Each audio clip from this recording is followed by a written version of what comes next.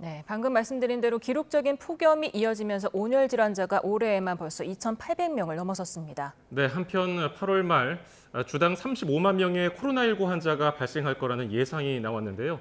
코로나19 확산세가 심상치 않은 모습입니다. 김경우 인제대 백병원 가정의학과 교수와 관련 내용 짚어봅니다. 어서 오십시오. 오십시오. 네, 안녕하세요. 네, 지난해 온열 질환자가 2,466명이었는데 벌써 아직 여름 끝나지도 않았는데 2,800명을 넘어섰습니다.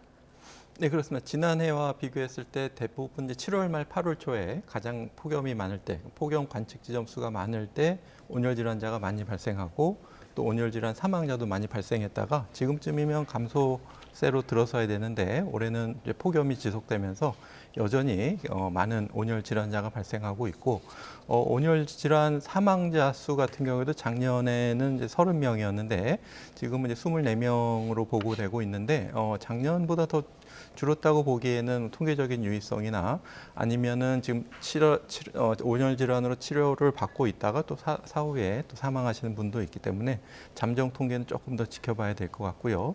무엇보다도 이렇게 우리가 예방 가능한 사망이기 때문에 폭염에 노출됐을 때 취약군이 사망할 수 있다는 걸 우리가 알고 있기 때문에 조금 더 예방에 사망자 수를 더 줄이고 온열 질환자 수를 더 줄일 수 있는 노력들이 더 필요한 부분이 없는지 점검해 봐야 될 것 같습니다. 예. 그런가 하면은 지난 주말 새 경기 하남시에서 야간 마라톤 대회가 열렸는데 온열 질환자가 속출했습니다. 더운 날에 마라톤 대회가 열려가지고 좀 문제가 생겼던 것 같은데 어떻게 보셨습니까? 네, 그렇습니다. 아마 이 대회는 두 가지 관점, 말씀하신 온열 질환 위험하고 또 군중, 다수의 인파가 함께 모이는 그런 위험성이 특히 이제 야간에 열렸다는 점을 좀 주목해 봐야 될 것 같은데요.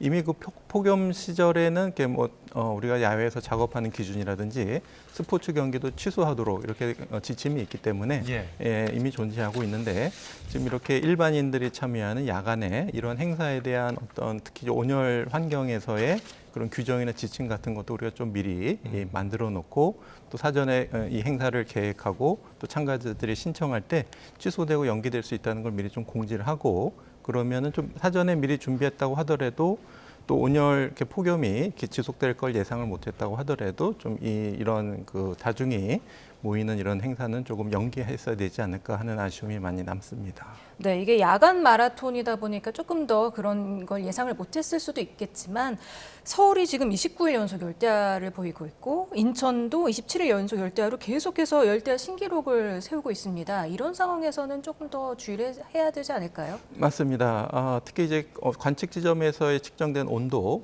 그 외에도 습도라든지 바람 이것도 체온에 굉장히 많은 영향을 온열 질환 발생에 많은 영향을 주고 있기 때문에 그런 거라든지 아니면 운동하는 환경, 실내인지 아니면 아직 지열이 뜨거운 그늘이 없는 이런 지역인지 운동 환경에 따라 또 차이가 많을 거고 또 운동하시는 개개인의 어떤 운동 능력이라든지 그동안 더위에 어떤 적응되어 있는 신체 활동, 신체 상태 또 아니면 가지고 있는 기저질환 이런 것들이 굉장히 다양하기 때문에 가장 자기에 맞는 체력에 맞는 이러한 운동을 하셔야 되고요.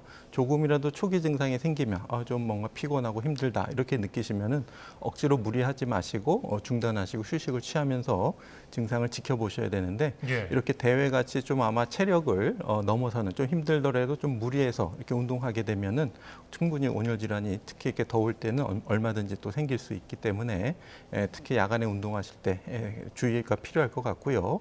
또 이제 뭐 낮에 운동할 때와 다르게 이제 또 추가적으로 아무래도 조명이 어둡다라든지 야간에 사고 위험 이런 것들도 또 아니면 요즘 또 모기에 물리는 것도 위험성이 있기 때문에 여러 가지 안전한 환경에서 운동하시는 것이 필요할 것 같습니다. 예. 그 대회에서 사람들이 쓰러졌다는 신고를 받고 소방당국이 출동해서 대응 1단계를 발령해서 대응했단 말이죠. 온열 질환 환자에게 대응 1단계 어떤 조치들이 이루어졌을까요? 네, 일단은 이렇게 갑자기 많은 환자가 빠른 시간 내에 발생할 때는 굉장히 많은 긴급 구조 자원을 동원하는 것이 필요하기 때문에 현장 통제관이 판단해서 대응 단계를 내릴 수 있도록 이렇게 지침이 되어 있는데 1단계는 이제 가능한 그 지역에 있는 소방 인력이 빨리 총동원될 수 있도록 그런 지침이 이루어진 것 같고 또 현장에서 긴급 응급 치료소 같은 것도 운영이 됐던 것 같은데요. 워낙 재난재해가 다양해지고 또 현장 상황이 다양하기 때문에 이것도 신속하고 현장에 맞춰서 이렇게 지침을 또 지역사회의 특성에 맞게 또 지자체의 어떤 자원에 맞게 이런 긴급 대응 단계들이 나눠져 있어서 신속한 대응 단계가 굉장히 적절하다고 보이고요. 앞으로도 이렇게 다양한 빠른 재난 상황에서 우리가 조금 더 대응할 수 있는 능력들을 좀 아픈 경험들을 통해서 조금 더 계속 체계화하고 갖추는 노력들이 필요할 것 같습니다. 그런가 하면 경남 하동의 한 파출소 주차장에서 지적장애인 40대 여성이 순찰차 뒷좌석에서 숨진 채로 발견되는 일도 있었습니다. 당시 폭염 경보가 발령될 정도였다는데 온열 질환으로 숨졌을 가능성 있을까요? 네, 정황상으로 봤을 때 그럴 가능성이 많아 보입니다. 특히 이제 날씨가 더운 날 실내, 특히 차 안의 온도 같은 경우에는 굉장히 뜨겁게 높게 올라간다는 실험 보고들이 있기 때문에 아마 이제 그 갇힌 차 안에서 특히 이제 창문이 안 열려 있는 상태에서는 더 실내 온도가 더 높았을 것 같고요.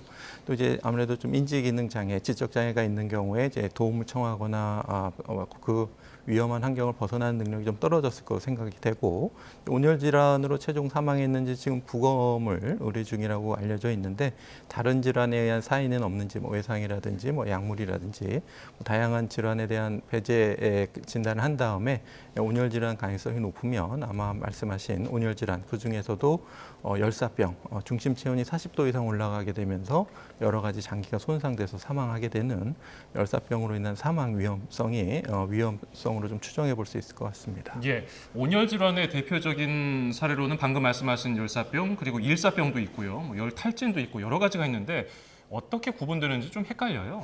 네, 그렇습니다. 우리 온열 질환 하게 되면 이렇게 뜨거운 환경에 노출됐을 때 아무래도 강도라든지 노출된 기간 또 얼마나 높은 데 있었냐 또 개인의 감수성 얼마나 취약하시냐 이거에 따라서 다양한 증상들과 중증도가 나타날 수가 있겠는데요. 예. 지금 일사병으로 표시되고 있는 건 우리가 이제 열탈진으로 보시면 되겠습니다. 흔하게 경험하는 더운 환경에서 이제 땀을 너무 많이 흘리고 했을 때 피곤하고 기운이 없고 어지럽고 속이 울렁거리고 쉬고 싶은 생각이 드는 이것이 이제 열탈진이 되겠고 열사병은 이제 중심 체온이 40도 이상 올라가면서 이제 의식이 떨어질 때 횡설수설하시거나 이렇게 불러도 반응이 없고 이렇게 의식 저하가 생기면은 빨리 이제 119를 통해서 의료기관을 이송해야 되는 열사병이 되겠고요. 그다음에 이제 수분이나 전해질 소실로 인해서 이제 근육이 경련이 생기는 열경련이라든지 또 이제 열에 노출됐을 때 피부가 이렇게 붓게 되는 열부종이나 또 태양에 노출됐을 때 열화상, 일광화상 이런 것들이 온열 질환들이 되겠습니다. 이게 체온 조절 능력이 떨어지는 그 고령자 그리고 아이들이 취약하다고 하던데요. 그 중에서도 특히 주의해야 될 대상이 있을까요? 네, 그렇습니다. 특히 이제 체온 조절 기능이 떨어지신 분들 그리고 그런 것들이 떨어졌을 때 이제 내부 손상 장기에 문제가 생기실 수 있는 기저질환자들, 콩팥이 안 좋거나 간이 안 좋거나 또 심장이나 폐에도 온열 질환으로 장기 손상이 생길 수가 있겠고요. 또 혈관이 손상되면서 혈관 내막에 손상이 생기면 혈전 같은 것도 잘 생기기 때문에 혈관이 막히는 뇌졸중이나 심근경색 같은 것도 생길 수가 있고 또 혈액 응고 장애 다양한 문제들이 생길 수가 있기 때문에 아무래도 그러한 리저버가 떨어져 있으신 기저질환자분들이 이제 쉽게 중증으로 진행될 가능성이 높기 때문에 기저질환이 있으신 분들 그리고 이제 인지기능 더우니까 이 상황을 피하고 안전한 데로 피해야 되겠다라고 판단할 수 있는 능력이 떨어지신 분들 치매 어르신이라든지 영유 어린이들 이런 경우에 잘 보살펴 줘야 되겠고요. 또 이제 반려동물도 차 안에 이렇게 혼자 놔두면 안 되시겠고 또 이제 만성 알코올 중독이나 술을 많이 드시고 이렇게 너무 더운 환경에서 이렇게 정신을 잃고 쓰러져 계시다가 온열 질환으로 또 실려오시는 경우도 있기 때문에 과음은 절대로 이제 피하셔야 되겠습니다. 예, 온열 질환별로 응급 상황이 생겼을 때 주변에 있는 사람들이 대처를 해주면 좋을 텐데 무턱대고 물을 억지로 먹인다든지 하면 안 되는 걸로 알고 있습니다. 구체적으로 어떻게 하면 좋을까요? 그렇습니다. 의식이 없는 상태에서 물을 드시게 하면은 이게 기도로 흡인이 되기 때문에 위험할 수가 있기 때문에 의식이 없는 분들께는 절대로 물을 주시면 안 되겠고요. 일단 의식 변화가 있는지 없는지를 판단하셔서 의식 변화가 있다라고 생각이 되면은 빨리 119로 의료기관으로 이송을 하셔야 되고 또 기다리시는 동안에 가급적이면 빨리 이제 체온을 낮출 수 있는 조치들 그늘로 옮기시고 또 이제 차가운 물이나 얼음이 있다면 옷에 대줘서 체온을 낮춰주시고 조이는 옷이 있다면 좀 헐겁게 풀어주신다든지 하면서 체온을 낮춰주시면서 기다려 주셔야 되겠고요. 이제 정신을 잃고 쓰러져 계시면 이제 온열 질환 가능성이 높은데 네. 이제 실제로 이제 체온 만지면 체온이 뜨겁고 또 땀이 안 나서 건조하다든지 이러면은 열사병 가능성을 많이 시사하지만은 그 밖에도 다른 질환이 또 의식 저하를 일으킬 수 있는 심내혈관 질환, 심장 질환이나 중풍, 뇌졸중 같은 것 때문에 그럴 수도 있겠고, 뭐 대사성 질환, 뭐 혈당이 너무 떨어지거나 너무 올라간다든지 이런 것들에 의해서도 의식 변화가 생길 수가 있기 때문에 예. 일단 의료기관으로 이송하셔서 여러 가지 질환들을 감별 진단하면서 적절한 조기 처치가 필요하겠고, 열사병까지는 아니지만 열탈진이라든지 너무 힘들다 이런 경우에는 시원한 곳에서 체온을 낮추면서 수분을 보충하시면서 증상 변화를 지켜보셔야 되는데, 만약에 증상이 점점 진행되고 호전되지 않는다 이런 경우에도 의료기관을 방문하셔서 기본적인 검사와 치료를 받는 것이 필요하겠습니다. 네. 그런가 하면 코로나19 확산세가 지금 무섭습니다. 8월 4일에서 10일 지금 신규 입원 환자가 일주일간 1,359명이 됐거든요. 지금 3주 만에 6배로 늘어난 겁니다. 지금 왜 이렇게 무섭게 늘어나고 있는 걸까요?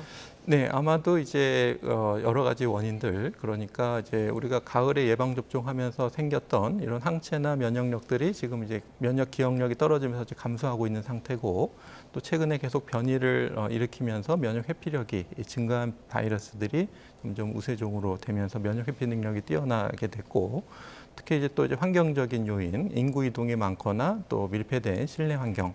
에서 특히 이제 비말이 멀리까지 전파될 수 있는 에어컨 바람이라든지 이런 요인들이 환경적인 요인들이 같이 더불어서 이제 확산세를 나타내고 있는데, 우리가 전에는 이제 우리가 어떤 약물적인 예방 접종이나 또 먹는 치료제 또 아니면 우리가 대응할 수 있는 의료 시설에서 하는 어떤 의료적인 대응과 더불어서 비약물적인 우리가 사회적인 거리두기라든지 또 증상이 있으시면은 대면 접촉을 좀 피하시고 하는 그런 긴장감들이 좀 감소한 것들이 조금 더 확산에 빠른 확산에 영향을 줬을 것으로 추정해 볼 수 있겠습니다. 예. 해외도 마찬가지인가요? 네, 해외도 역시 우리나라보다 조금 더 먼저 유행을 많이 경험을 했고, KP3 같은 경우에도 우리나라보다 조금 더 먼저 발견되고 유행을 거치고 있습니다.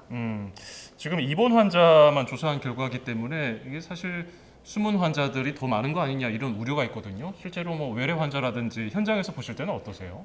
네, 그렇습니다. 일단은 실제 어느 정도 있는지는 우리가 이제 감염병 감시 기준이 바뀌었기 때문에 정확하게 추정하기는 어렵지만은 말씀하신 것처럼 이제 이 정도 입원 환자가 있기까지는 상당히 많은 분들이 감염이 됐고, 그 중에서 증상이 진행되신 분들이 입원하게 되고, 또 이제 입원하신 분들의 원인, 이제 우리 그동안 코로나를 경험했던 것처럼 이제 코로나 급성 감염 때문에 심한 폐렴으로 와서 입원하실 수도 있지만, 바이러스는 지나갔는데 약간 지연된 합병증으로 계속 호흡곤란이 진행되고 또 여러 가지 장기에 문제가 생겨서 아니면 심근염이나 혈관에 문제가 생겨서 2차적인 합병증으로 오신다든지 급성 호흡부정 증후군이 생긴다든지 하면서 지연된 반응으로 오시는 분도 있고, 예. 또 이제 폐렴으로 입원하신 분들을 이제 여러 가지 바이러스나 세균에 대한 검사를 해보게 되면은 코로나 바이러스가 굉장히 좀 애매하게 미약하게 나오는 것으로 봐서 이 폐렴이 오시기 전에 코로나를 한번 경험하신 것이 아닌가 이렇게 좀 추정이 되는 분들이 있을 정도로 실제로 발견되지 않은 환자분들은 더 많이 계실 것으로 생각이 되는데, 실제로 이제 증상이 있고 막 기침이 나고 하면 이게 코로나인지 감기인지 좀 알기 어려워서 우리가 알기 위해서는 검사를 해야 되는데, 병의원에서 검사할 때 이제 검사비가 비싸니까 예. 좀 증상이 심하지 않은 분들 같은 경우에는 또 검사를 안 하시는 경우도 있어서 좀 정확하게 알기는 어렵고, 지금 이제 감시 체계가 바뀌어서 이제 표본 감시 체계로 바뀌었기 때문에 이제 이러한 열이 나고 급성호흡기 증상이 생기는 분들 중에서 실제로 병원균이 어떤 것인가를 분석해 봤을 때 코로나19가 차지하는 비율이 점점 증가하고 있어서 외래로 오시는 분들도 그 중에서 외래 환자 중에서도 코로나 환자 비중이 늘어나고 있고, 최근 보고에 따르면 입원 환자의 60% 이상, 거의 3명 중에 2명이 코로나 때문에 입원한다는 보고도 있기 때문에 예. 코로나 환자 증가세는 매우 많은 것으로 좀 추정해 볼 수 있겠습니다. 네, 아까 말씀하신 그 KP3, 그게 주 변이 변이 바이러스잖아요. 이게 오미크론의 일종이라고 알고 있는데 이전 오미크론이랑 좀 증상이 다릅니까? 어떻습니까? 네, 아직까지 알려진 바로는 이제 비슷한 것으로 알려져 있고요. 다만 이제 유전적 변이가 생기면서 기존의 항체 면역에 대해서 회피 능력이 좀 증가된 것으로 알려져 있고요. 그 밖에 중증도나 치명률, 전파 속도 이것은 기존 오미크론과 유사한 것으로 알려져 있는데 오미크론이 물론 이제 전에 유행했던 뭐 알파나 델타 변이에 비해서는 치명도가 좀 낮지만은 많은 사람들이 빠르게 감염되는 경우에는 사망자, 중환자 자체는 많이 발생하고 있기 때문에 우리가 절대로 경계를 늦출 수 없는 상황이라고 할 수 있겠습니다. 예. 그런데 이제 학생들 당장 개학하고요. 이제 밀집하는 공간이 많아질 텐데 격리 같은 기준이 지금은 좀 흐려졌단 말이죠. 강제 격리라든지 이런 제도를 다시 도입해야 될 필요성에 대해서는 어떻게 보세요? 네, 우리가 이제 지금 이제 4급 감염병이 되면서 이제 우리 바이러스에 대한 특성을 안다든지 또 아니면은 우리가 바이러스에 대응할 수 있는 예방접종, 치료제 이런 것들을 다 알고 있기 때문에 우리가 전에 이런 수단이 없을 때는 이제 강제 격리가 필요했는데 우리가 이런 수단이 있기 때문에 일상생활을 하면서 좀 대응이 가능한 정도로 됐는데 이제 문제는 이제 우리가 그것이 안 돼 있다면 거꾸로 말하면 우리가 충분한 치료 약제가 없다든지 충분히 중환자를 대응할 만한 의료 시설이 없다든지 이런 경우에는 오히려 또 위험한 질병이 될 수가 있기 때문에 만약에 우리가 통제할 수 있는 우리가 가지고 있는 의료 대응 자원으로 충분히 우리가 대응하기 어렵다 이런 경우에는 예전과 같은 사회적 거리두기를 시행해야 되는 것을 고려해 볼 수도 있는데 아직까지는 그 정도까지는 아니고 하지만 좀 주의는 필요한 의심 증상이 있으면 추가적인 확산을 좀 속도를 늦추기 위해서는 좀 등교를 좀 제한하는 조치는 필요할 것 같은데 이제 그것은 이제 학생 개인을 위해서도 필요할 수 있겠고요. 또 학생을 통해서 계속 지역 사회에 다른 학생을 통해서 전파되는 것을 속도를 좀 늦출 수가 있기 때문에 우리가 강제적인 격리 공고는 좀 어렵지만은 자발적인 그리고 그 기준에 합당하기 위해서 뭐 검사를 억지로 하는 것보다는 유증상이 있으면 우리가 인정해 주는 것으로 해서 좀 자발적인 격리에 참여하도록 권고하는 건 필요할 것 같습니다. 지금 방역 당국이 이달 말에 주당 35만 명의 코로나19가 환자가 발생할 것으로 예상했습니다. 이 정도면 지난해 최고 유행했을 때 수준인데 혹시 대유행 가능성은 어떻게 보십니까? 네, 이제 대유행 가능성은 충분히 있지만 우리가 좀 모니터링하기는 어려울 것 같고요. 그리고 이제 우리가 예전에 예방 접종이라든지 또 아니면 지금 누적 감염자 수가 2023년 8월 기준으로 3,700만 명, 거의 뭐 국민 감염병이 될 정도로 한 번씩 감염이 있었기 때문에 예전만큼의 많은 확진자가 생겨도 이제 중증 화류는 많이 떨어졌을 것으로 생각이 되고 실제로 뭐 작년 2023년도 1월에서 8월까지 중증도를 추정해 봤을 때 그 전에 비해서는 절반 이하로 좀 감소한 것으로 보이고 있기 때문에 우리가 조기에 적절한 예방 접종을 하고 또 조기에 적절한 치료제를 공급하고 또 이제 증상이 악화되는 분들을 우리가 의료 시설에서 입원실이나 중증 병상에서 충분히 진료할 수 있다면은 물론 그렇게 해도 이제 사망하시는 분은 생길 수 있지만 그래도 우리가 조금 더 혼란을 좀 줄이고 나갈 수가 있겠는데요.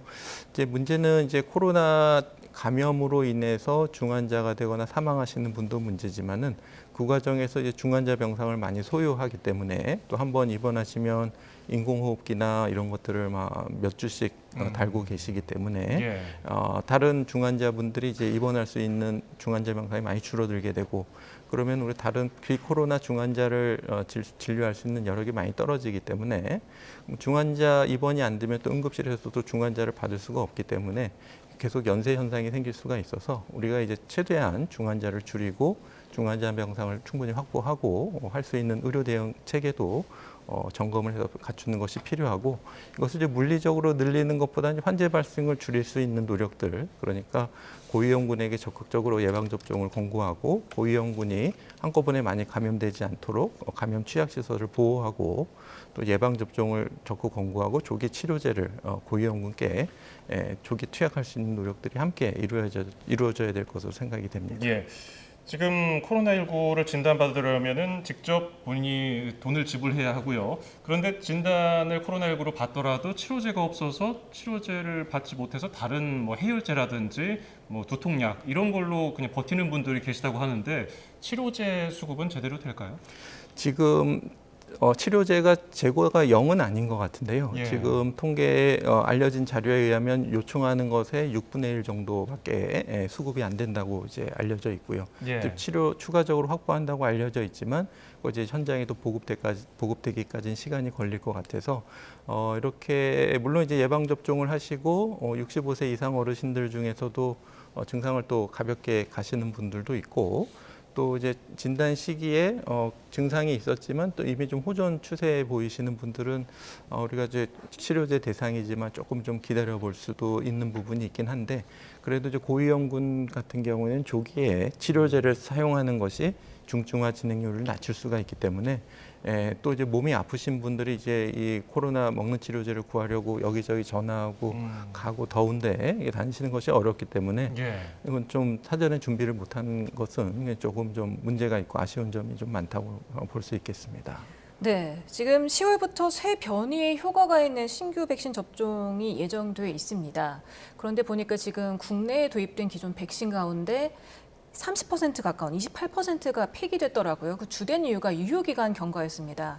많은 분들이 이미 많이 맞기도 했었고 심지어 여러 번 걸리는 사람들도 많고 꼭 맞아야 되는 거냐, 백신에 대한 회의적인 입장도 많은데 어떻게 보십니까?